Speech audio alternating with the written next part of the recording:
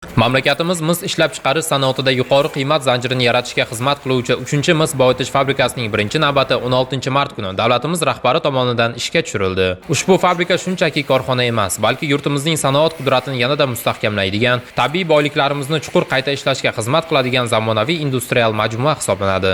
Ahamiyatlisi, bunday yirik va strategik ahamiyatga ega fabrikada ishlab chiqarish jarayonlarini unumli tashkil etish bilan bir qatorda uning barqaror, uzluksiz va xavfsiz faoliyat yuritishini ta'minlashga ham alohida e'tibor qaratilyapti. Shu maqsadda hududda zamonaviy xavfsizlik infratuzilmasini shakllantirish, nazorat tizimlarini takomillashtirish hamda ishchi xodimlar va moddiy boyliklar daxlsizligini ta'minlashga qaratilgan chora-tadbirlar olib borilmoqda. Xususan, nazorat o'tish punkti hamda O'zbekiston Respublikasi Mudofaa vazirligi toifalangan obyektlarni qo'riqlash qo'shinlari qo'mondonligi harbiy qismi xizmatchilari uchun mo'ljallangan zamonaviy qorovulxona binosida qurilish-montaj jarayonlarining yakuniy bosqichi amalga oshirilyapti.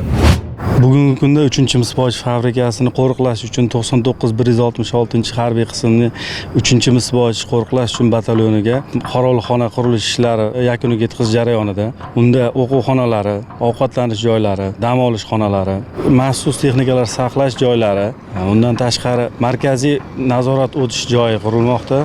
Harbiy xizmatchilar uchun mo'ljallangan qorovulxona umumiy maydoni 57 sotiq, 2300 kvadrat metrni tashkil etadi. Fabrika ishchi xodimlari va tashrif buyuruvchilarning hududga kirib chiqishini tartibli tashkil etish maqsadida bunyod etilgan markaziy nazorat o'tish punktida zamonaviy raqamli texnologiyalar bilan jihozlangan ruxsatnomalar byurosi, navbatchi komendant hamda ishchi xodimlar salomatligini muntazam nazorat qiluvchi tibbiy xonalar o'rin olgan. Fabrikaga avtotransport vositalarining kirib chiqishini nazorat qilishga mo'ljallangan avtomobil nazorat punktida ham qurilish ishlari so'nggi bosqichga yetdi.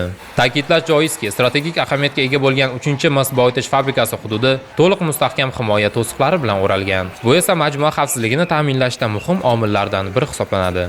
Ilg'or texnologiyalarga asoslangan ushbu xavfsizlik inshootlari 3-mis boyitish fabrikasida tartib-intizomni mustahkamlash, moddiy boyliklarni ishonchli saqlash hamda yirik sanoat obyektining uzoq yillar davomida barqaror faoliyat yuritishiga xizmat qilishi shubhasiz.